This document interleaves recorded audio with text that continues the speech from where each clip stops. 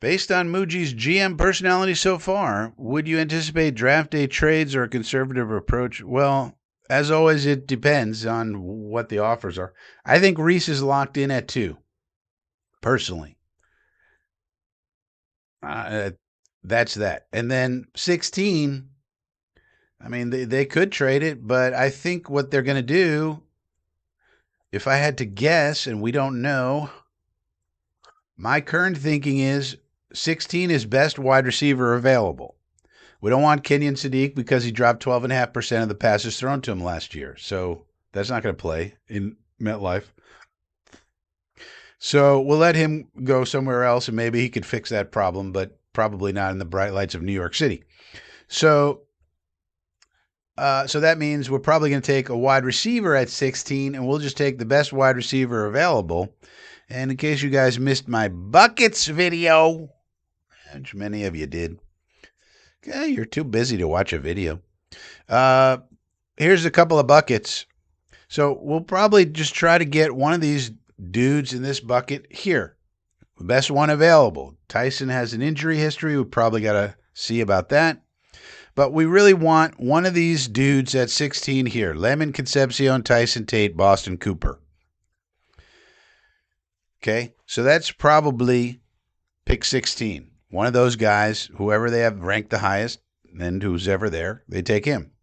And then that's where it gets interesting, because at 33, if Simpson's there, they might like him as a second-round pick.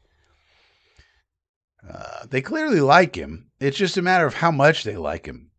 And so if he's at 33 and he's sitting there, they could trade that pick. Depends on, I mean, if nobody wants to trade, you can't make a trade, right? So it all depends. They're going to have their values and they're going to have their strategy. And if an offer comes in that's worth it to them, they're going to know because they're going to have it all sorted out and organized.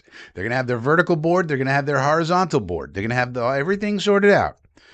So, but if no calls come in, you can't make a trade. So then you got to decide whether you think, and it also depends who else is on the board. Somebody else slides that they love sitting there at 13 and Simpson sitting there, at 33 and Simpson sitting there at 33. Maybe they take a chance and they take the other guy and hope that Simpson slides all the way to 44. And if not, then all right. So it all really depends. As of right now, I'm thinking it's Reese, best wide receiver, and then it gets interesting. Because there's just too big of a hole on the roster right now to let pick 16 go by and not get one of the guys in bucket 1. Lemon, Concepcion, Tyson Tate, Boston Cooper. We got to come away with one of those. Now, if a trade back opportunity comes up and you can still get one of the ones you want, and you just got to go back a couple, and you can pick up extra stuff. Yeah, of course. But it all depends on. But if there's a run on the wide receivers, like you said last time, ocho, and there's only one in the bucket still there, they're taking them because they got to have one of those guys. Got to. Got to. We have to have one of those, in my opinion. And I think they're going to think the same way, simply because they haven't done anything at wide receiver. I mean, Mougey and crew have made all these great, smart moves, but there's a gaping hole at wide receiver. Why? That's what you're left thinking. And it's either because he knows he has a trade for somebody like BTJ or somebody else in his back pocket that he's waiting, that he or the other team's waiting for something to happen. I don't know what. Maybe wait till we get back from the pro day circuit. I don't know.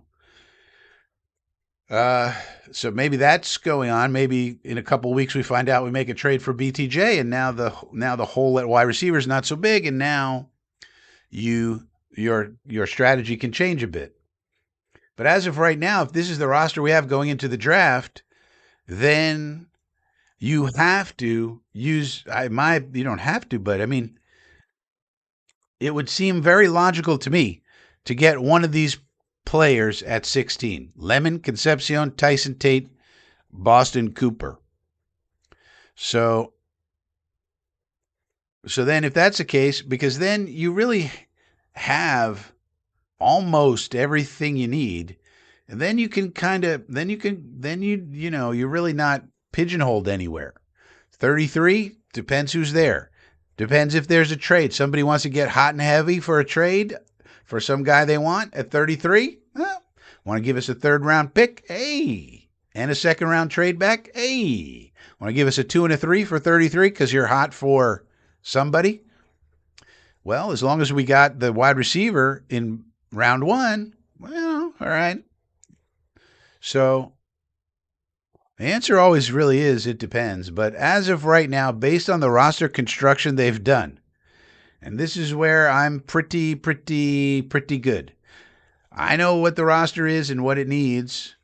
And once I see how they've been moving, which is what was frustrating me last year, I didn't understand what the hell they were doing last year. And it made no sense, and it turned out badly, if you remember.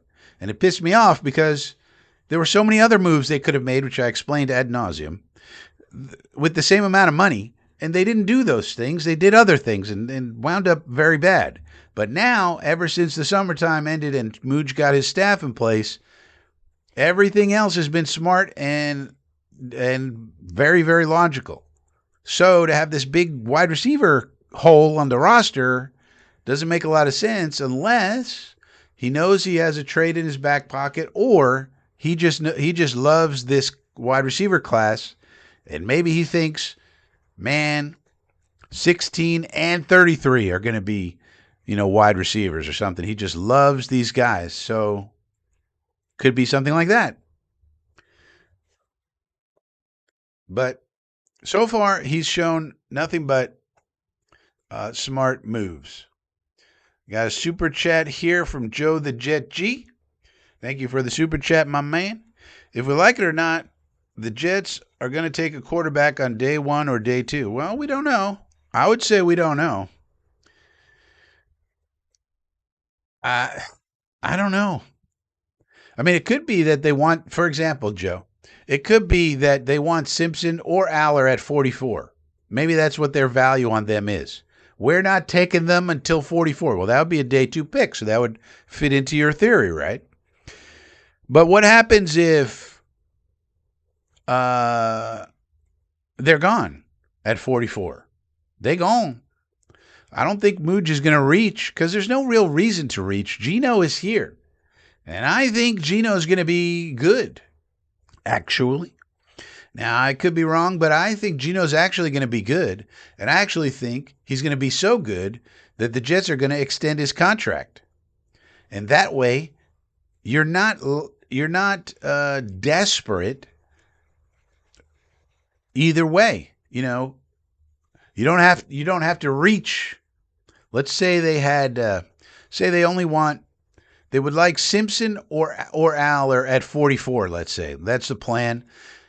But they're also like, all right, if they're there, great, we'll take one of them. If not, we'll just take, something else we need, no problem, and we'll try to go for Cole Payton in round 4. And if he's there, that's great because he's developmental anyway. We'll sit him behind Geno for a couple of years, see where he's at, and go that way. And, okay, but if he's gone there, then so what? It doesn't matter. Maybe we take Carson Beck or Cade Klubnik or one of these bums and let them there squarely in QB2 or QB3 territory. We roll with Geno, and that's it. And then we see how the season plays out, and then we attack next year. But it's hard to pigeonhole, Joe, when you don't know. So that's why you need lots of contingencies. That's why you have a vertical and horizontal board. And you plan for all the contingencies. And you try in free agency to sort of paper over any big holes you have so that it's not obvious what you need, which is why it's so conspicuous that there's this wide receiver hole that everyone knows you need. Now, the other reason they could be doing that is because they don't care that everyone knows that they need a wide receiver or 2 or 3 because there's just so many that they like. It's just almost impossible. Like, It could happen, but what are the odds that Lemon, Concepcion, Tyson, Tate, Boston, and Cooper are all gone by 16? The odds have to be almost zero, especially because it's really from pick 3 to pick 15, right? And those are 6 dudes. So you're telling me 6 dudes are going to go in 12 picks at the same position? No, no. I mean, just our luck, it happens, right? but but if that happens, even if that happens, like we were talking about with the conjecture with Ocho, right? Ocho is like, what if all the wide receivers are gone? Well, that means somebody's slipping. No problem. And in round 2, we just go grab the next guy on from the second bucket: Brazel, Branch, Surratt, Bell, Lane, Williams, Bell. One of them got to be there. Somebody got to be there. So it could be the plan day 1 or day 2, but you got to have contingencies. And everything's based on value. And everything that Mougey and company has done is been smart since the end of the summer time. So I don't think they're going to reach. They'll have their values, and if they're there, they're there. And if they're not, they're not. Then we just go to the next thing. It's all good, man. It's the beauty of having all these